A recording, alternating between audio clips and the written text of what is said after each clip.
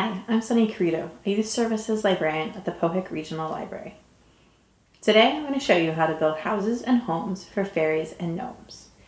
Fairies and gnomes have lots of different housing needs, from small to large, inside in the corner of a room, or on a potted plant, or outside on a balcony, in the woods, in your backyard, lots of different places, lots of different sizes. They're also extremely resourceful, which means they're good at finding lots of different things and using them in fun new ways. The supplies that you need to build a fairy house or gnome home are a base, some decorations, and something to stick the decorations to your base. That's it. I like recycling food containers to make the base for my fairy house. This is the one I made last year as a demo for our program at Pohick, and it uses a small yogurt tub. What you're looking for is something that's going to give some structure to the decorations that you're using, and something that'll also be nice and strong when it's outside. So I like using these containers because not only do they not end up in landfills, but they also will hold up to the weather if I decide to have an outside fairy garden. You don't have to worry about any colors or the labels or anything like that because you can cover it up almost entirely, so you don't have to actually see any. This is a larger yogurt tub that you could use, deli containers like this. You can even just use a plastic cup, like this one's from Kung Fu Tea or from Starbucks, any of that kind of thing. This is a butter tub, so you can see there are lots of different shapes and sizes that you can use. I'm going to actually be using this, which is a little container that little tiny tomatoes came in. It's got a really fun shape and size, so I thought it might be a neat base for a fairy house. And then I'm going to add some towers using some toilet paper tubes. These are some of the homes created in our program at Pohick last year. You can see some of the variety of bases. Now that we have our bases, it's time to get our decorations together. Fairies and gnomes are most comfortable in the natural world, so that's the best place to look for decorations for fairy houses and gnome homes. Anything that you can find outside in your yard or on a walk will work. Some good choices are sticks, bark, pine cones, seed pods, rocks, and even seashells. For our program, we also purchased some live decorating moss, which is all that lovely green you saw in those pictures. It's best to collect your materials and give them a good chance to dry out, and hopefully give bug friends time to move on before starting to build your house. If you choose to use pine cones, you might want to preserve them by baking them or cleaning them extra strong using instructions you can find on the internet in places like tipnut.com. If you don't, be prepared to see some really cool tree science in action. Here's a picture of my fairy house the day I built it. See the nice tightly bundled pine cone on top? Within a few days, it looked like this. If you'd like to learn about why pine cones open and close, I recommend the Scientific American website. They have some really cool experiments that will lead you to the answer. It's definitely worth checking out. We didn't prepare or preserve any of the pine cones that we used for our program last year. And if you're going to mostly keep your house inside, or you're not too worried about it changing its look a little bit, then it's not really something you need to worry about. While fairies and gnomes like nature, they're also very curious collectors. Buttons, pieces of broken toys, coins, wrapping ribbon, anything that catches their eye could also become part of their house. You can really let your imagination roam with this one. In our program, we used some purchased figurines and 3D printed doors for our houses, but the fairies and gnomes will be just as happy with anything you have around already. The last important ingredient is something to stick your decorations onto your base. I'm going to use a hot glue gun. They're actually pretty inexpensive and easy to use, and with a little bit of care and attention, safe to use as well. They heat up sticks like this and make it come out as hot glue. If you like making crafts, you'll find a million uses for one. But really, any kind of glue will work. It just might need more time and may change where your house will end up. Regular school glue works great.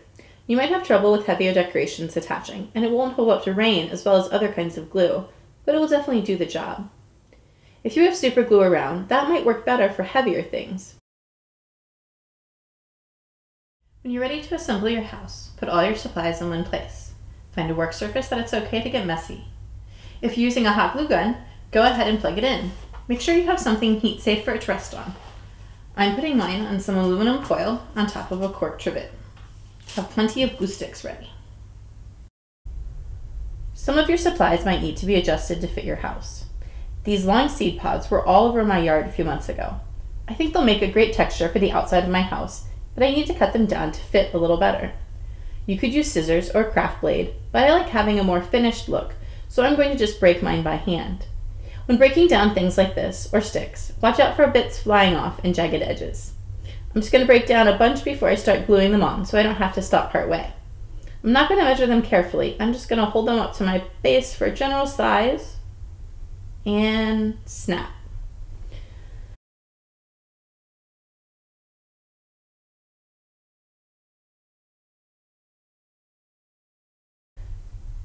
And then we'll just magic up a whole bunch real quick.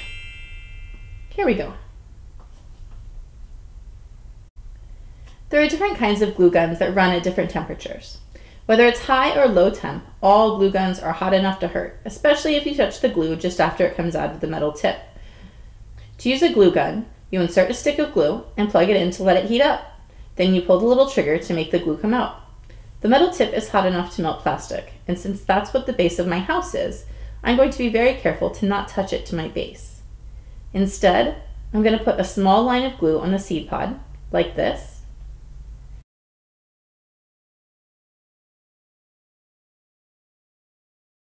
And then I'm going to quickly press that to my base before the glue cools. I'll do that again, a small line of glue, then sticking on. It's okay if there are small gaps, especially since my base is clear. You won't really be able to tell by the end.